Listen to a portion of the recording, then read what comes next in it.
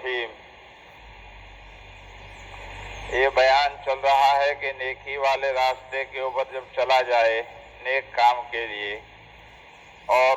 باب منعقد کیا ہے کہ عید کی نماز کے لیے جاتے وقت ایک راستے سے جائے اور دوسرے راستے سے آئے، چونکہ عید کی نماز کے لیے جانا مستقل عبادت ہے، تو ایک راستے سے جائے دوسرے راستے سے آئے مستقل ثواب کا کام بن جاتا ہے۔ دونوں راستے اس کے لیے شہادت دینے والے، گواہی دینے والے بنیں گے۔ اور اسی کے ضمن میں دوسری ساری نیک راستے بھی بیان کیے تھے کہ بیمار کی عیادت کرنے کے لیے جائیں، دعوت و تبلیغ کے لیے جائیں، جہاد کے لیے جائیں، طالب علمی کے لیے جائیں، یا اور کوئی نیک کام کے لیے جائیں تو اس میں ایک راستے سے جائیں دوسرے راستے سے واپس آئیں، یہی بہت زیادہ اچھا ہے کار ثواب۔ ہم لوگ چونکہ اس ملک کے اندر پھیری پھاری کا کام کرتے ہیں، اگر ممکن ہو تو اس کاروبار میں جاتے ہوئے بھی ایک راستے سے جائیں، درود شریف استغفار پڑھتے ہوئے واپسی میں دوسرے راستے سے آئیں۔ حلال روزی کا کمانا یہ بھی بہت بڑا کار ثواب ہے۔ ایک دینار جو تم اللہ کے راستے میں خرچ کرو، ایک دینار جو جہاد میں خرچ کرو، اور ایک دینار اس کام میں خرچ کرو، اور اس کے مقابلے میں ایک دینار جو اپنے بیوی بچوں پر خرچ کرو، ثواب کے اعتبار سے اپنے بیوی بچوں پر، اہل و عیال پر جن کا خرچہ ہمارے ذمے ہے ان کے اوپر خرچ کرنا سب سے زیادہ بڑا ہوا ہے۔ اپنے ماں باپ کے اوپر، بیوی بچوں کے اوپر اور اپنے گھر والوں کے اوپر جن کا خرچہ اس کے ذمے ان کے اوپر ایک دینار خرچ کیا جائے گا تو ثواب کے اعتبار سے سب سے بڑا ہوا ہے۔ اس روزی روٹی کو کمانے کے لیے آدمی کوئی نکلتا ہے اور اس میں بھی اگر راستے مختلف استعمال کرتا ہے،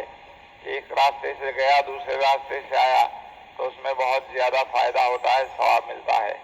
ہمارے نوجوانوں کی عام طور پر عادت یہ ہو گئی ہے، عام طور پر یہ نہیں کہتا کہ سارے کے سارے، لیکن بعض ایسے ہو جاتے ہیں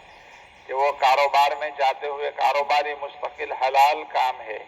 اور پاکیزہ روزی استعمال کرنا، حلال روزی استعمال کرنا شریعت کا اس کے اندر حکم ہے۔ فرمایا نبی کریم صلی اللہ علیہ وسلم نے، طلب الحلال فریضۃ بعد الفریضہ، کہ حلال روزی کا تلاش کرنا یہ اللہ کے فرائض، نماز روزہ وغیرہ کے بعد کا سب سے بڑا فریضہ ہے، اس لیے اس میں آدمی کو غفلت نہیں برتنی چاہیے،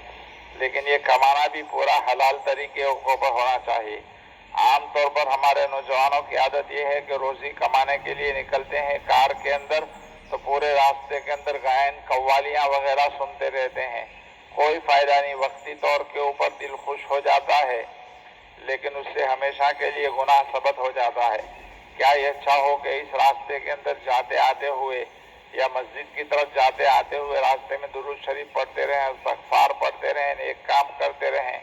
تاکہ یہ پورے کے پورے راستے ثواب کے لیے ہمارے حق میں گواہی دینے والے بنے۔ تو اس سلسلے میں آج کے سبق میں چھوٹی سی روایت بخاری شریف کے بیان کو آ رہے ہیں۔ حضرت جابر رضی اللہ تعالیٰ عنہ اس کے راوی ہیں، فرماتے ہیں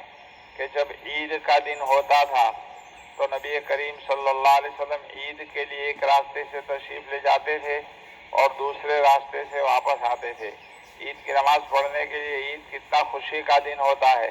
لیکن نبی کریم صلی اللہ علیہ وسلم جن کے دل میں فکر آخرت سمائی ہوئی تھی، اپنے صحابہ کرام کو بھی سمجھانا چاہتے تھے، اور یہی عمل الحمدللہ ہم تک بھی، قیامت تک کے آنے والے انسان کے لیے بھی پہنچے گا کہ عید کی نماز کے لیے جاتے ہوئے ایک راستے سے جانا مسنون ہے اور دوسرے راستے سے آنا مسنون ہے۔ آپ صلی اللہ علیہ وسلم کی عادت شریفہ یہ تھی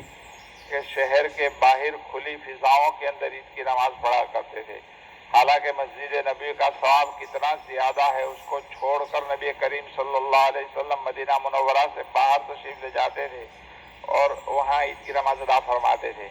ایک دو مرتبہ جب بارش وغیرہ ہوئی اور بہت پریشانی ہوئی، اس وقت تو آپ نے مسجد نبی میں پڑھی ہے، اس کے علاوہ عام طور پر نبی کریم صلی اللہ علیہ وسلم باہر ہی عید کی نماز پڑھتے تھے۔ تو یہ عید کے لیے مسنون عمل یہ ہے کہ ایک راستے سے جایا جائے، دوسرے راستے سے آیا جائے۔ دن میں 5 مرتبہ اگر ہم مسجد کے اندر آتے ہیں تو مسجد میں آتے جاتے بھی تھوڑا سا راستہ بدلنے کی کوشش کر لینی چاہیے جتنا بھی ہو سکے اپنی طرف سے، تاکہ دونوں راستے گواہی دینے والے بنے۔ اللہ پاک عمل کی توفیق عطا فرمائے۔ سبحان اللہ و